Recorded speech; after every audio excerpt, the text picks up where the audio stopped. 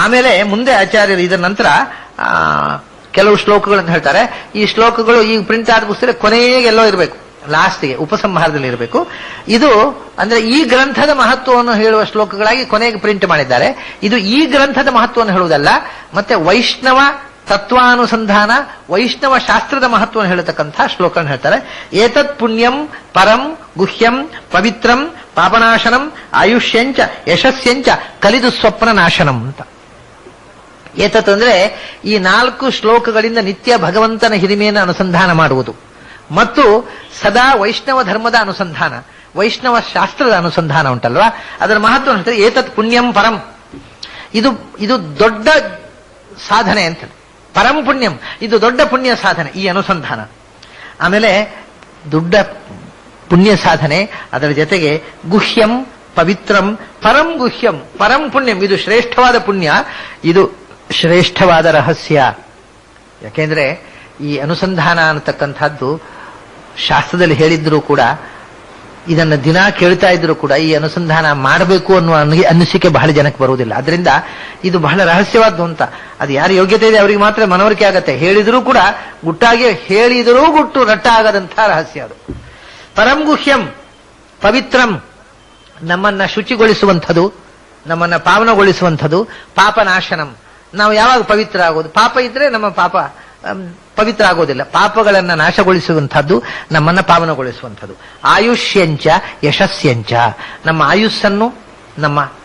ಆಯುಷ್ಯನ್ನು ವೃದ್ಧಿ ಮಾಡುವಂಥದ್ದು. ಆಯುಸ್ಸನ್ನು ವೃದ್ಧಿ ಮಾಡುವಂಥದ್ದು 2 ಅರ್ಥ. ಒಂದು ದೀರ್ಘ ಜೀವನ, ಮತ್ತೊಂದು ಆಯುಷ್ಯ ಅಂತಂದ್ರೆ ಆಯುಷ್ಮಾನ್ ಭವತಿ ಅಂದ್ರೆ ವೇದದಲ್ಲಿ ಏನು ಅರ್ಥ ಗೊತ್ತಾ? ಆಯುಷ್ಯ ಅಂದ್ರೆ ಬದುಕುವುದಲ್ವಾ. ಆಯುಷ್ಮಾನ್ ಅಂದ್ರೆ ಎಂದೆಂದೂ ಬದುಕುವುದು, ಅಂದ್ರೆ ಮುಕ್ತನಾಗುವುದು ಅಂತ ಅರ್ಥ. ಆಯುಷ್ಯ ವೃದ್ಧಿ ಆಗುವುದು ಅಂದ್ರೆ ಕಾಯಮಾಗಿ ಬದುಕುವುದು, ಸಾಯದೇ ಇರುವುದು.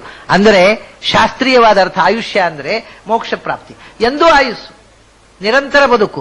ಇಲ್ಲಿ ಹಾಗಲ್ಲ, ಇಲ್ಲಿ ಸ್ವಲ್ಪ ಪೋಸ್ಟ್ಪೋನ್ ಆಗಬಹುದು ಅಷ್ಟೇ. ಅವನೊಂದು 4 ವರ್ಷ ಹೆಚ್ಚು ಬದುಕಬಹುದು, 100 ವರ್ಷ ಬದುಕಬಹುದು, 120 ವರ್ಷ, ಆದ್ರೆ ಒಂದು ದಿವಸ ಸಾಯಲೇಬೇಕಲ್ಲ. ಅಲ್ಲಿ ಹಾಗಲ್ಲ, ಅಲ್ಲಿ ಆಯುಷ್ಯ ಅಂದ್ರೆ ಬದುಕುವುದಂದ್ರೆ ಬದುಕುವುದೇ. ಅದಂತ ಆಯುಷ್ಯಂ ಅಂದ್ರೆ ಇಲ್ಲಿ ಆರೋಗ್ಯಕರವಾಗಿರತಕ್ಕಂಥ ಬದುಕನ್ನು ಕೊಡ್ತಾನೆ ಮತ್ತು ಶಾಶ್ವತವಾದಂತಹ ಬದುಕನ್ನು, ಮೋಕ್ಷವನ್ನು ಕೊಡ್ತಾನೆ. ಅದನ್ನೇ ಮುಂದೆ ಕೂಡ ಯಶಸ್ಯಂ, ಯಶಸ್ಸು ಅಂದ್ರೂ ಹಾಗೆ. ಅಹಂ ವೃಕ್ಷಸ್ಯ ರೇರಿವಾ ಕೀರ್ತಿ ಪೃಷ್ಠಂಗಿರೇರಿವಾ. ಯಶಸ್ಸು ಅಂದ್ರೆ ಯಾವುದು ಗೊತ್ತುಂಟೋ? ಭಗವಂತನನ್ನ ತಿಳಿದು ಮೋಕ್ಷಕ್ಕೆ ಹೋಗುವುದೇ ಜೀವನದ ದೊಡ್ಡ ಯಶಸ್ಸು. ಅದಕ್ಕಿಂತ ದೊಡ್ಡ ಯಶಸ್ಸೇ ಇಲ್ಲ. ಆದ್ರಿಂದ ನಿರಂತರವಾಗಿ ಬದುಕುವುದೇ ನಿರಂತರವಾದ ಯಶಸ್ಸು.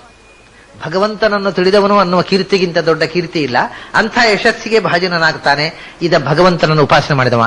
ಮತ್ತು ಇಹದಲ್ಲಿ ಕೂಡ ಯಶಸ್ಯಂ, ದೀರ್ಘಕಾಲ ಬದುಕುತ್ತಾನೆ ಮತ್ತು ಜನ ಅವನ ಬಗ್ಗೆ ಒಳ್ಳೆ ಮಾತನ್ನಾಡ್ತಾರೆ, ಪ್ರೀತಿಯಿಂದ ಗೌರವದಿಂದ ನೋಡ್ತಾರೆ. ಯಶೋ ಯಾನಾತ್ ಅಂತ, ಅವನ ಬಗ್ಗೆ ಒಳ್ಳೆಯ ಮಾತು ಎಲ್ಲೆಡೆ ಹಬ್ಬುತ್ತೆ ಅಂತ. ಯಶಸ್ಸು ಅಂದ್ರೆ ಅವನ ಬಗ್ಗೆ ಒಳ್ಳೆಯತನ ಹಬ್ಬುವಿಕೆ. ಎಲ್ಲ ಕಡೆ ಎಲ್ಲರೂ ಒಳ್ಳೆ ಮಾತನ್ನಾಡ್ತಾರೆ, ಎಲ್ಲರೂ ಅವನನ್ನು ಪ್ರಶಂಸೆ ಮಾಡ್ತಾರೆ, ಅವನ ಕೀರ್ತಿ ಹಬ್ಬುತ್ತೆ. ಮತ್ತು ಇನ್ನೊಂದು ವಿಶೇಷ ಹೇಳ್ತಾರೆ, ಕಲಿ ದುಸ್ವಪ್ನ ನಾಶನಂ ಅಂತ. ಈ 4 ಮಂತ್ರಗಳಿಂದ ಭಗವಂತನನ್ನ, ಕೃಷ್ಣ ನರಸಿಂಹ ನನ್ನನ್ನು ಉದ್ಧಾರ ಮಾಡು, ನನ್ನ ಹೃದಯದಲ್ಲೇ ನೆಲೆಸುವಂತ 4 ಮಂತ್ರಗಳ ದಿನ ಅನುಸಂಧಾನ ಮಾಡಿದರೆ ಕಲಿದೋಷ ಪರಿಹಾರ ಆಗುತ್ತೆ. ಕಲಿಯ ಪ್ರಭಾವದಿಂದ ಆಗತಕ್ಕಂಥ ದೋಷಗಳು. ಅದರ ಜೊತೆಗೆ ಇನ್ನೊಂದು ಬಹಳ ವಿಶೇಷವಾದ್ದೇನು ಅಂದ್ರೆ ದುಸ್ವಪ್ನ ನಾಶನಂ ಅಂತ. ಮನುಷ್ಯನಿಗೆ ಯಾವ್ಯಾವುದೋ ಕೆಟ್ಟ ಕನಸುಗಳು ಬೀಳ್ತಾವೆ. ಕೆಟ್ಟ ಕನಸುಗಳು ಬೀಳಿದ್ರೆ ಪುಣ್ಯೋ ದುಸ್ವಪ್ನ ನಾಶನ ಅಂತ ವಿಷ್ಣು ಸಹಸ್ರನಾಮದಲ್ಲಿದೆ. ಅವನು ದುಸ್ವಪ್ನ ಪರಿಹಾರ ಮಾಡತಕ್ಕಂಥ ಭಗವಂತ ಅಂತ. ಅಂದ್ರೆ ಭಗವಂತನ ಸ್ಮರಣೆ ಮಾಡ್ತಾ ಇದ್ರೆ 2 ದುಸ್ವಪ್ನ ನಾಶನ ಅಂದ್ರೆ 2 ವಿಧ. ಒಂದು, ದುಸ್ವಪ್ನಗಳು ಬೀಳುವುದಿಲ್ಲ, ಬಿದ್ದರೆ ದುಸ್ವಪ್ನಗಳು ಅದರ ದೋಷ ಫಲಿಸುವುದಿಲ್ಲ. ಹಾಗೆ 2 ವಿಧದಿಂದ ದುಸ್ವಪ್ನ ನಾಶನ. ದುಸ್ವಪ್ನ ಬಿದ್ದರೆ ಅವಾಗ ಭಗವಂತನನ್ನು ಸ್ಮರಣೆ ಮಾಡು. ಭಗವಂತನ ಸ್ಮರಣೆ ಮಾಡ್ತಾ ಇದ್ರೆ ದುಸ್ವಪ್ನ ಬೀಳುವುದಿಲ್ಲ. ದುಸ್ವಪ್ನ ಬಿದ್ದರೆ ಮತ್ತೆ ಭಗವಂತನ ಸ್ಮರಣೆ ಮಾಡಿದ್ರೆ ಅದು ದೋಷ ಪರಿಹಾರ ಆಗತ್ತೆ ಅಂತ. ಹಾಗೆ ದುಸ್ವಪ್ನ ನಾಶನಂ, ಭಗವಂತನ ನಾಮಸ್ಮರಣೆ ಈ ಬೆಳಗ್ಗಿನಿಂದ ಸಂಜೆಯ ತನಕ ನನ್ನ ಹೃದಯ, ನರಸಿಂಹ ಹೃದಯೇ ಮಮ, ನರಸಿಂಹ ನನ್ನ ಹೃದಯದಲ್ಲಿ ಕೂಡು ಅಂದ್ಬಿಟ್ರೆ ಯಾವ ದುಸ್ವಪ್ನದ ದೋಷವೂ ತಟ್ಟದಂತೆ ಅವನು ನೋಡಿಕೊಳ್ತಾನೆ. ಯಾಕೆಂದ್ರೆ ದುಸ್ವಪ್ನ ಬಿದ್ದರೆ ಅದರ ಪರಿಹಾರಕ್ಕೆ ಐತರೇಯ ಉಪನಿಷತ್ನಲ್ಲಿ ಹೇಳಿದ್ದು ಕೂಡ, ಕೆಲವು ದುಸ್ವಪ್ನಗಳು ಖಚಿತವಾದ ಮೃತ್ಯು ಸೂಚಕವಾದ ದುಸ್ವಪ್ನಗಳು ಅಂತ ಶಾಸ್ತ್ರದಲ್ಲಿ ಹೇಳ್ತಾರೆ. ಅಂಥ ದುಸ್ವಪ್ನ ಬಿದ್ದರೆ ಏನು ಮಾಡಬೇಕು ಅಂದ್ರೆ, ದುಸ್ವಪ್ನ ಪರಿಹಾರಕ್ಕೋಸ್ಕರ ಲಕ್ಷ್ಮೀ ನರಸಿಂಹನನ್ನ ಆ ಹೋಮ ಮಾಡಬೇಕು ಅಂತ ಹೇಳೋದು. ನರಸಿಂಹನನ್ನೇ ದುಸ್ವಪ್ನ ಪರಿಹಾರಕ್ಕೋಸ್ಕರ ದುರ್ಗಾ ರೂಪ, ನರಸಿಂಹ ರೂಪ, ರಾತ್ರಿ ಸೂಕ್ತದಿಂದ ಹೋಮ ಮಾಡು. ಯಾಕೆಂದ್ರೆ ಖಚಿತ ದುಸ್ವಪ್ನದಿಂದ ಸಾವು ಸೂಚನೆ ಆಯಿತು. ಸಾವಿನ ಅನಂತರ ಸದ್ಗತಿ ಕೊಡು, ಅದರಿಂದ ಏನೂ ದೋಷ ಬರದಂತೆ ಮಾಡುವಂತ ದುರ್ಗಾ ರೂಪವನ್ನು ನರಸಿಂಹ ರೂಪವನ್ನು ಪ್ರಾರ್ಥನೆ ಮಾಡಿ ಅದರಿಂದ ರಾತ್ರಿ ಸೂಕ್ತದಿಂದ ಹೋಮ ಮಾಡುವಂತ ಹೇಳ್ತಾರೆ. ಹಾಗಾಗಿ ದುಸ್ವಪ್ನ ನಾಶಕ್ಕೋಸ್ಕರ ಬಹಳ ಮುಖ್ಯವಾಗಿ ಸ್ಮರಣೀಯವಾದ ರೂಪ ನರಸಿಂಹ ರೂಪ. ಆಯುಷ್ಯಂಚ ಯಶಸ್ಯಂಚ ಕಲಿ ದುಸ್ವಪ್ನ ನಾಶನಂ.